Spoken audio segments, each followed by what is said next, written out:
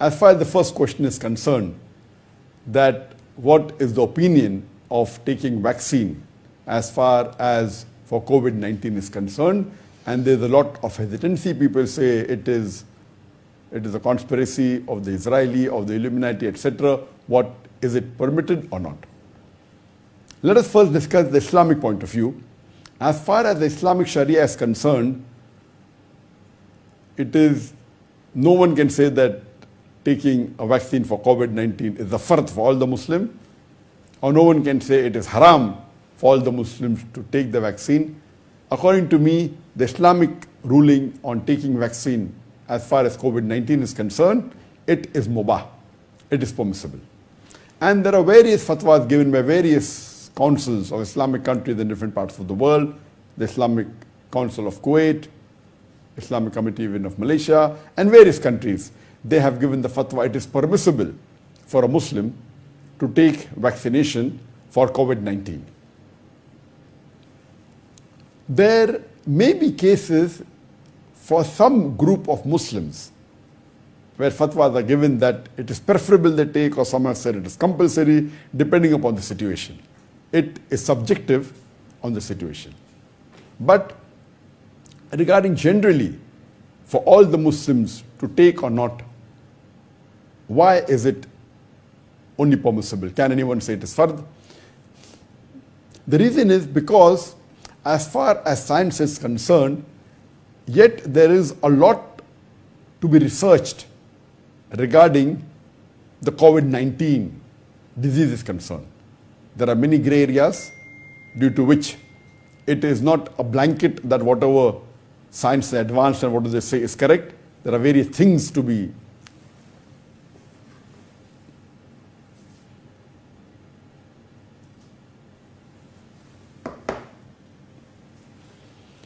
since science hasn't advanced and it's not yet sure regarding the details of this COVID-19, various papers have been written, but so far there is no 100% evidence regarding all the details of the disease.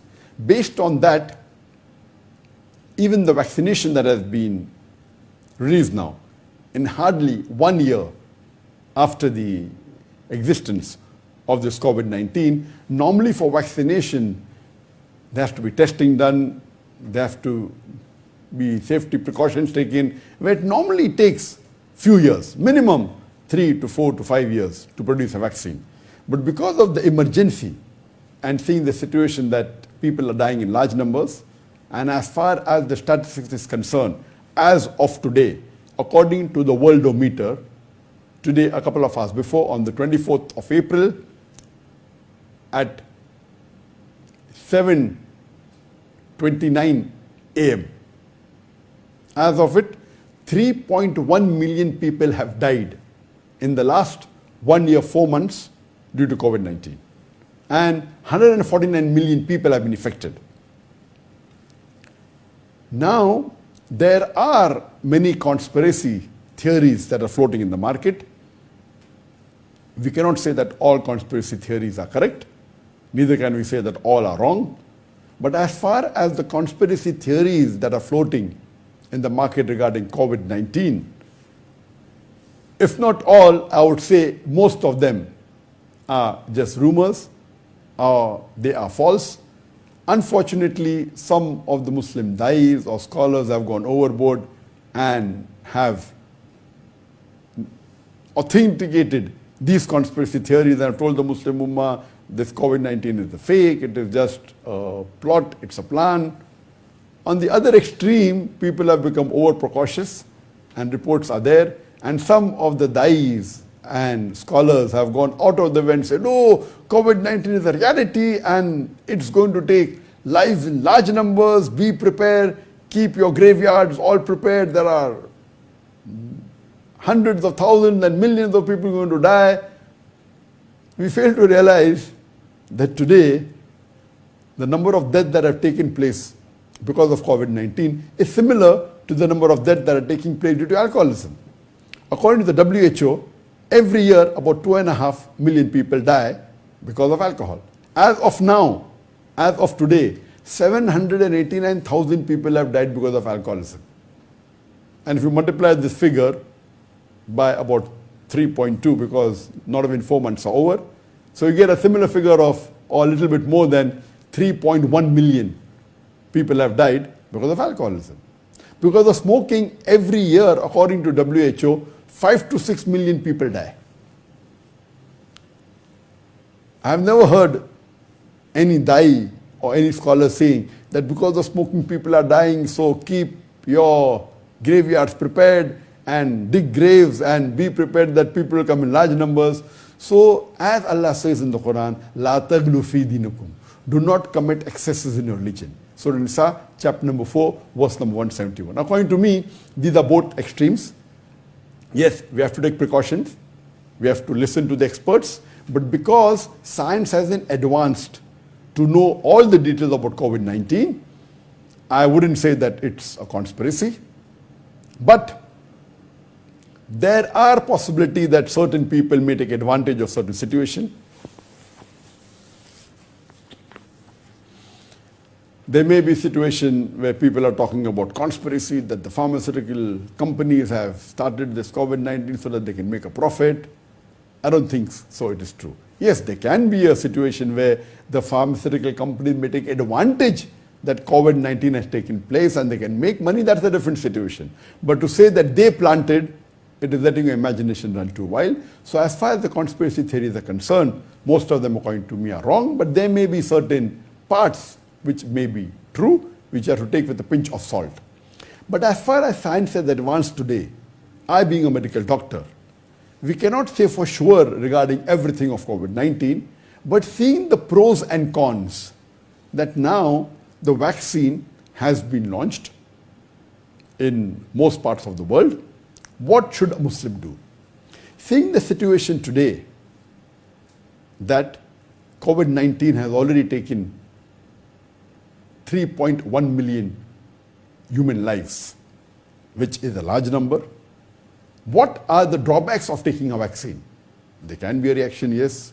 There can be certain negative factors. Seeing the pros and cons, if you weigh with whatever information we have today, but natural, taking a vaccine is much preferable than not taking.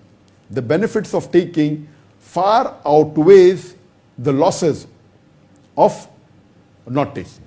So according to me, I would say taking the vaccine is preferable.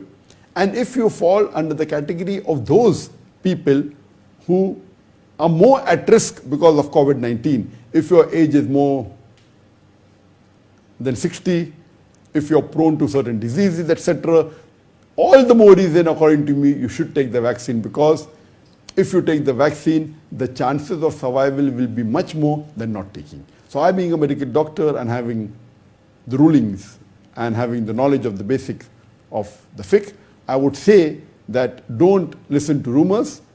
Taking is preferable, but it's not a fard for every Muslim. Yes, if you fall in the category where you are more prone, if you are more than 60 years old and you're more prone for diseases, I would say it is all the more reason it is more preferable that you take the vaccine than not take. But for general Muslims, I would say taking is more beneficial than not taking. But if someone doesn't take, it's not haram. No one can say it is haram to take. No one can say it is fard to take. Yes, there are reports where you find in the media that people started saying, the vaccines are made from stem cells and it's haram to have it because they abort fetuses for the stem cells. Having vaccines which contain stem cells is permitted according to the Islamic Sharia.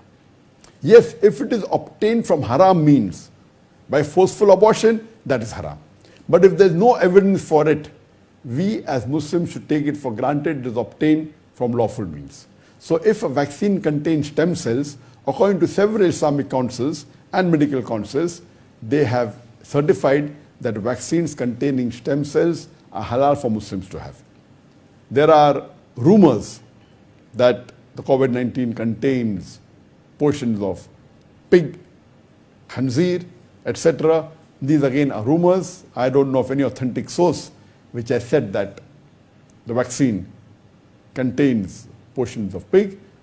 But there are Islamic councils and fiqh councils who have permitted vaccines for swine flu. And even according to the Quran, there are no less than 4 different places where Allah says in the Quran, in Surah Baqarah chapter number 2 verse number 173, in Surah Ma'idah chapter number 5 verse number 3, in Surah Anam chapter number 6 verse number 145, and Surah Nahl chapter number 16 verse number 115, Allah says, Hurrimat alaykumul maytutu waddamu walahmul khinzir wama uhilla li ghayrillah bih. Forbidden for you for food are dead meat, blood, the flesh of swine, and any food on which any name besides Allah's name is taken.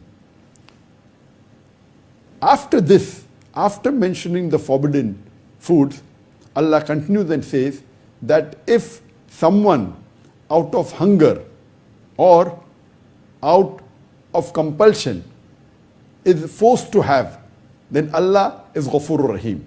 Allah is most forgiving and merciful. So here we come to know that if under compulsion, suppose you go out in a sea and there's no food and the boat that where you are has only pork and you're dying of hunger, then for that moment,